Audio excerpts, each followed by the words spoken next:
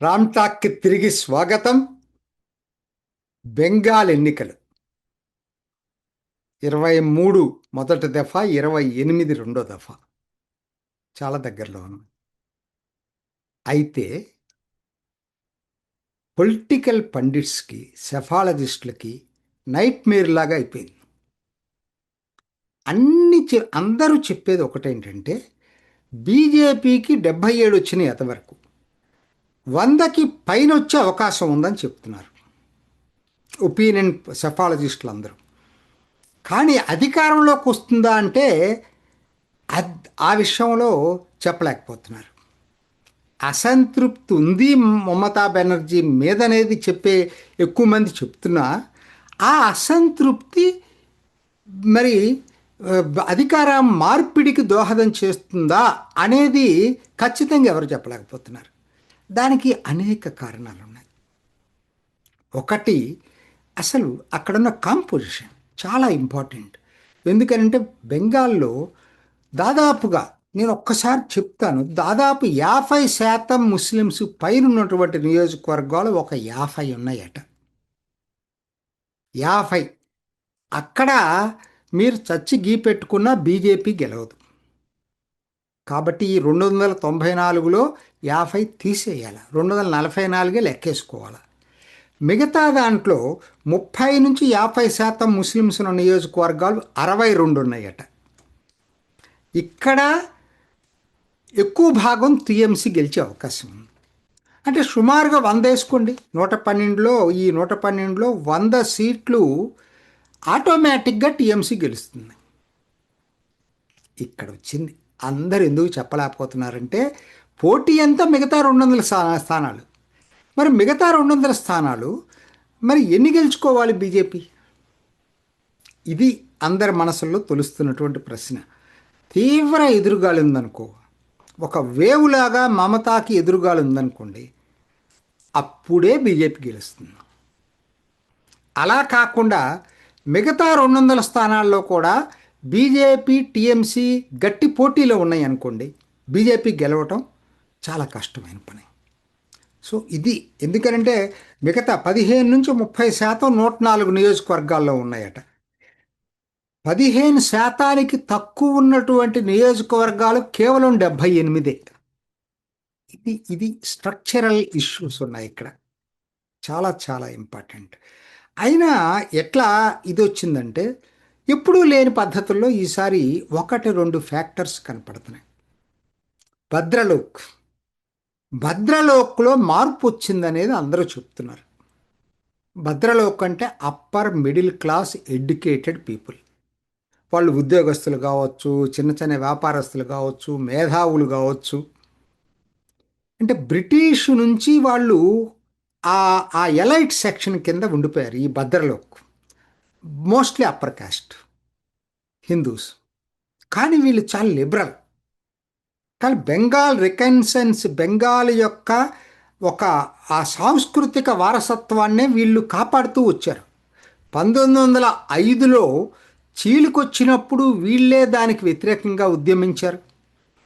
1947లో స్వాతంత్రం వస్తుందనుకున్నప్పుడు 46లోనే మనం చీలిపోవాలని చెప్పి కూడా ఉద్యమించారు.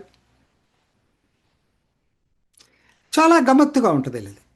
కాంగ్రెస్కి మొదట్లో చాలా అసలు పట్టుగొమ్మ వీళ్ళే మొత్తం. తర్వాత 77కి వచ్చేసరికి వామపక్షం వైపు మొగ్గారు. లెఫ్ట్ లిబరల్స్గా మారారు ఎక్కువ మంది. 2011కు వచ్చేటప్పటికి గుంభనంగా, బయటికి తెలియదు మనకెవరికి కూడా, సైలెంట్ రివల్యూషన్గా మమతా బెనర్జీ అధికారంలోకి వచ్చింది. అంటే 33 సంవత్సరాలు వామపక్ష ప్రభుత్వం ఉంది, సిపిఎం ప్రభుత్వం, ఎక్కువ భాగం జ్యోతిబాసు. 15 సంవత్సరాలు 2011 నుంచి మమతా బెనర్జీ ఉంది. కాకపోతే 33 సంవత్సరాల్లో ప్రభుత్వ వ్యతిరేకత రాను రాను పెరుక్కుంటా ఎలా వచ్చిందో వామపక్ష ప్రభుత్వంలో, 15 సంవత్సరాల్లోనే అంతకన్నా ఎక్కువ మమతా బెనర్జీ దాన్ని తీసుకొచ్చుకోగలిగింది. ఆ వ్యతిరేకత వచ్చింది, ఆవిడ మూటగట్టుకుంది. ఎందుకంటే చాలా మా సిపిఎం కూడా ఈ విధంగా చేయలే, ఆ పద్ధతిలో చేసుకొచ్చింది మమతా బెనర్జీ. ముఖ్యంగా ఇప్పుడు ఎందుకు ఎందుకంటే వాళ్ళకు కూడా మొత్తం చూస్తున్నారు, దేశంలో ఏం జరుగుతుందో చూస్తున్నారు. ముఖ్యంగా ఎకానమీ, లేబర్ అంతా మైగ్రేట్ అయిపోయారు. ఏదో ఒకనాడు ఎక్కడ వినేవాళ్ళం, బీహార్ నుంచి, యూపీ నుంచి, లేకపోతే ఛత్తీస్గఢ్, జార్ఖండ్ నుంచి మైగ్రేటెడ్ లేబర్ వెళ్ళేవాళ్ళు ఎక్కువ. ఇవాళ చూడండి, బెంగాల్ నుంచి మైగ్రేటెడ్ లేబర్ చాలామంది ఉన్నారు. ఎందుకని? పరిశ్రమలు లేవు, 6,000 పైచీలకు ఫ్యాక్టరీలు మూతబడ్డాయి. అరే, కొన్ని స్టాటిస్టిక్స్ చాలా ఆశ్చర్యంగా ఉందండి. అసలు స్వాతంత్రం వచ్చినప్పుడు థర్డ్ రిచెస్ట్ స్టేట్ ఏదన్నా ఉందంటే అది 60లోనే. ఆ థర్డ్ రిచెస్ట్ స్టేటు బెంగాల్, పంజాబ్, మహారాష్ట్ర తర్వాత, అంటే పర్ క్యాపిటా ఇన్కమ్ని బట్టి. షేర్ ఆఫ్ జీడిపి కూడా అది వరుసగా తక్కుంటా ఇవాళ 4% పడిపోయింది, 10% నుంచి. ఎక్కడుంది మొత్తం? మీకు ఒక్కనాడు ఇండస్ట్రియల్ అవుట్పుట్ దేశం మొత్తం మీద 27% ఉండేది. ఎక్కడుందండి ఇవాళ? ఒకటి కాదండి, ఇలా చెప్పుకుంటూ పోతే ఇవన్నీ మిడిల్ క్లాస్ అర్థం చేసుకుంటున్నాయి. అట్లానే మిడిల్ క్లాస్కి మిగతాయి కూడా పడతాయి. ఇప్పుడు ఆర్జీకర్లో జరిగినటువంటి రేప్ ఇన్సిడెంటు అది బాగా ప్రభావితం చేసింది కలకటా నగరంలోని మధ్యతరగతి వర్గాన్ని, ఈ భద్రలోక్ కమ్యూనిటీని. ఇటువంటి సంఘటనలు చాలా ఉన్నాయి, సందేశ్ ఖలీ కానీ. సో మంత్రులపై అవినీతి అసలు భరించాలని, పార్థా చటర్జీ అయినా, అనుబ్రత్ మండల్ అయినా, అసలు దారుణం. సో ఇప్పటికి కూడా వాళ్ళు చెల్లించలేదంటే ఆశ్చర్యపోవాలి. ఈసారి 2021లో కూడా మొదట్లో మార్పు వస్తుంది అనుకున్నారు. బీజేపీ అనేక తప్పులు చేసింది.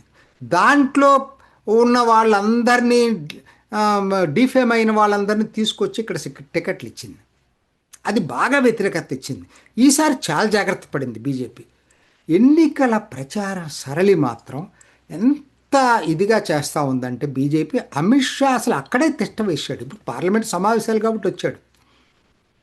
ఎంత పకడ్బందీగా జరుగుతుందంటే micro level planning, macro level కాదు, మైక్రో లెవెల్లో, నియోజకవర్గ లెవెల్లో చాలా అద్భుతమైనటువంటి ప్లానింగ్ ఎప్పుడు జరగలేదు. ఇది నభూతో నభవిష్యత్ అన్నట్టుగా వాళ్ళ ఎన్నికల ప్రచార సరళి ఉంది.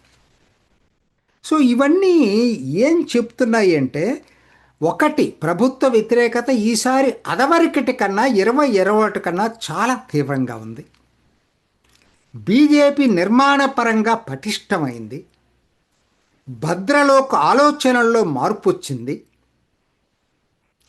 ఇవన్నీ కలిపి 2011 యొక్క పరిస్థితి ఇవాళ 2026లో ఉందా అనేది చాలామందికి అనిపిస్తుంది. ఎందుకంటే 2021లో భయోత్పాదాన్ని సృష్టించింది మమతా బెనర్జీ. ఓటేసిన వాళ్ళ ఇళ్ళకెళ్ళి వాళ్ళ మీద దాడి చేసి వాళ్ళ అన్ని రకాల దౌర్జన్యాలు చేశారు. సో ఈసారి ఏం చేశారు, 2 లక్షల మంది పారామిలిటరీ దిగారు పశ్చిమ బెంగాల్లో. ఆ ఇళ్ల దగ్గరికి వెళ్ళి వాళ్ళు అభయహస్తం ఇస్తున్నారు. మీకేం కాదు, మీరు ఎవరికైనా ఓటేసుకోండి, మేమున్నాం గ్యారంటీ, ఎన్నికలు అయిన తర్వాత కూడా ఇక్కడే ఉంటాం, ఎవరు మేమే దాడి చేస్తే సహించమని చెప్పి.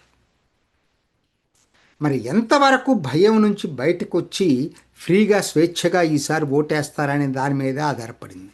కాకపోతే అందరూ చెప్పటం ఏంటంటే భయంతో తెలియట్లేదు, కానీ అయినా కూడా ఇప్పుడు బాగా వస్తున్నారు. అసలు ర్యాలీస్ చూసుకోండి మీరు ఒక్కసారి. మమతా బెనర్జీ ఎప్పుడూ లేని పద్ధతిలో ఫ్రస్ట్రేషన్ ఉంది. ఆవిడ స్లోగన్స్ ఇస్తే విపరీతమైన స్పందన వచ్చేది క్రౌడ్ నుంచి, ఈసారి రావట్లేదు. ఆవిడకి అర్థమైపోయింది అది క్లియర్గా. అందుకే నా ఫ్రస్ట్రేషన్లో ఏది పడితే అది మాట్లాడుతుంది. బీజేపీ వస్తే ఫిష్ తిన్నెవర్ అంటే. అందరు అంటాం ఏంటంటే 2011 లాగా నిశ్శబ్ద విప్లవం 2026లో బెంగాల్లో జరగబోతుందనేది పొలిటికల్ పండిట్స్ చెప్తా ఉన్నారు.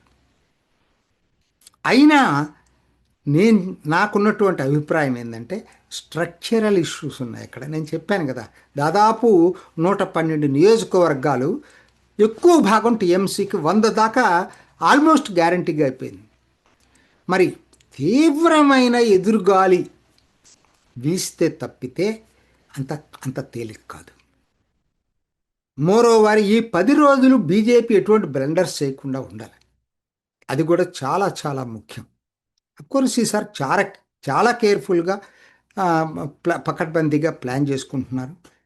ఏది అయినా కూడా అందరికీ పజిల్గా తయారైంది బెంగాల్ ఎన్నిక. మరి నిజంగానే మమతాకి వ్యతిరేకంగా ఎదురుగాలి అంత తీవ్రంగా ఉందా? వేచి చూద్దాం. ఇది ఈనాటి రామ్ టాక్. ఇంకొక ఎపిసోడ్లో మళ్ళీ కలుసుకుందాం. నమస్తే. చూసారు కదండి. మరి ఈ వీడియో కనుక మీకు నచ్చినట్లయితే ఒక లైక్ కొట్టేసి మీ అభిప్రాయాన్ని కూడా కామెంట్ బాక్స్లో తెలియజేస్తూ ఇలాంటి ఇంట్రెస్టింగ్ అప్డేట్స్ కోసం మా ఛానల్ని సబ్స్క్రైబ్ చేసుకోండి.